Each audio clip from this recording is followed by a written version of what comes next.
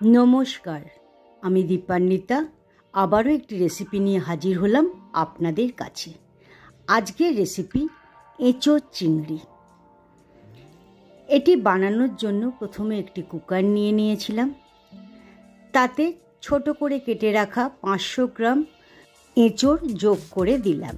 তারপর দিলাম দুটো মিডিয়াম সাইজের আলুকে ছোট করে কেটে নিই। এরপর তাতে দিলাম 2 থেকে 3 কাপ জল, 1 টিস্পুন নুন ও 1 টিস্পুন হলুদ গুঁড়ো এবং 1 টেবিল স্পুন সর্ষের তেলও যোগ করে দিয়ে কুকারের ঢাকনাটিকে ভালোভাবে লাগিয়ে রেখে আগুনটিকে জ্বেলে দিলাম এবং অপেক্ষা করতে থাকলাম একটা সিটি ওঠার জন্য। একটা সিটি উঠে যাওয়ার পর গ্যাসের আগুনটিকে বন্ধ করে দিলাম। এরপর একটা কড়া চড়ালাম গ্যাসের ওপরে, তার গ্যাসের আগুনটিকেও জ্বেলে দিলাম। কড়াইতে 4 থেকে 5 টেবিল স্পুন আমি সর্ষের তেল দিয়েছিলাম। তেলটি গরম হয়ে গেল যখন, তখন সেদ্ধ করে রাখা এঁচোড়গুলিকে সে গরম তেলে ছেড়ে দিয়ে 2 থেকে 3 মিনিট লো ফ্লেমে আমি ভেজে নিয়েছিলাম। ভালোভাবে নাড়াচাড়া করে সেটিকে লাল লাল করে আমি ভেজে নিয়েছিলাম। এরপর 2-3 মিনিট বাদে তেল থেকে সেটিকে তুলেও নিলাম। আমাদের এঁচোড় ভাজাটি তৈরি হয়ে গেছে।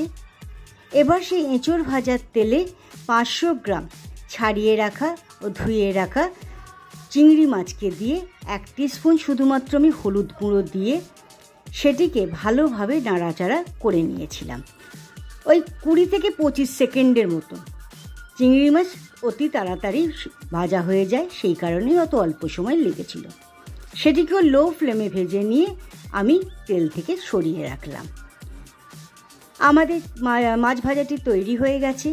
এবার কড়াইতে 3 থেকে 4 টেবিল স্পুন সর্ষের তেল যোগ করে তাতে 2টো তেজপাতা, 2টো শুকনো লঙ্কা, 2টো ডালচিনি, 3 থেকে 4টে ছোট এলাচ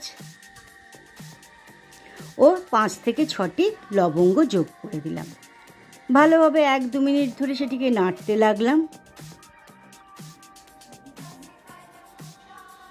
এরপর সেই তেলে দিলাম 1 টিস্পুন গোটা জিরে। সেটিকেও ভালোভাবে তেলের সঙ্গে নাড়াচাড়া করে নিলাম। যখন তেল থেকে ভালো গন্ধ বেরোলো, তখন একটা বড় সাইজের পেঁয়াজকে ছোট ছোট করে কেটে নিয়ে সেটিকে তেলে দিলাম এবং 2-3 মিনিট ধরে হাই ফ্লেমে সেটিকে নাড়াচাড়া করতে লাগলাম। যখন পেঁয়াজ ভাজাটা প্রায় লাল লাল হয়ে এসছে, তখন তাতে দিলাম 1 টেবিল স্পুন আদা রসুন বাটা। সেটিকেও 1-2 মিনিট ধরে তেলের সঙ্গে নাড়াচাড়া করে নিলাম আদা রসুনের কাঁচা গন্ধটা বেরিয়ে যাবার জন্য। 1-2 মিনিট নাড়াচাড়া করার পর 2টো মিডিয়াম সাইজের টমেটোকে ছোট করে কেটে নিয়ে তেলে যোগ করে সেটিকেও 1-2 মিনিট ধরে নাড়িয়ে নিয়েছিলাম। এরপর স্বাদ অনুসারে নুন, 1 টিস্পুন হলুদ গুঁড়ো, 1 টিস্পুন জিরে গুঁড়ো, 1 টেবিল স্পুন ধনে গুঁড়ো, 1 tablespoon red chilli powder, আমি এখানে কাশ্মীরি লাল লঙ্কা ব্যবহার করেছি, ও 1 টেবিল স্পুন চিনি দিয়েছি। এর আগে 2 থেকে 4টি আমি কিন্তু কাঁচা লঙ্কাও যোগ করে দিয়েছিলাম। এরপর 1/2 কাপ জল দিয়ে সেটিকে 2-3 মিনিট ধরে ভালোভাবে লো ফ্লেমে কষিয়ে নিয়েছিলাম। যখন গ্রেভি থেকে তেল বেরোতে শুরু করলো, তখন ভেজে রাখা এঁচোড় ও সেদ্ধ করে রাখা আলুকে যোগ করে নিয়ে ভালোভাবে সেটিকে নাড়াচাড়া করতে লাগলাম, যাতে মশলাটি ভালোভাবে এঁচোড় এবং আলুর গায়ে লেগে যায়। এরপর 2-3 কাপ জল ঢেলে দিলাম। জল দেওয়া হয়ে যাবার পর আবারও কিছুক্ষণ নাড়াচাড়া করে নিয়ে একটা ঢাকনা লাগিয়ে দিলাম 2 থেকে 3 মিনিটের জন্য। পুরো রান্নাটাই লো ফ্লেমে আমি করেছি। 2-3 মিনিট বাদে ঢাকনাটিকে তুলে নিয়ে আবারও কিছুটা নাড়াচাড়া করে দিয়ে তাতে 2 থেকে 3 টেবিল স্পুন ফ্রেশ ক্রিম আমি যোগ করেছিলাম।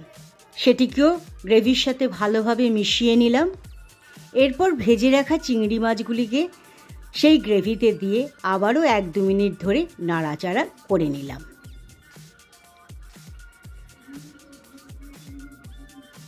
এরপর 1 টেবিল স্পুন গরম মশলা পাউডার আমি সেই গ্রেভিতে দিয়ে ভালোভাবে তাকেও মিশিয়ে নিয়ে গ্যাসের আগুনটিকে বন্ধ করে দিলাম।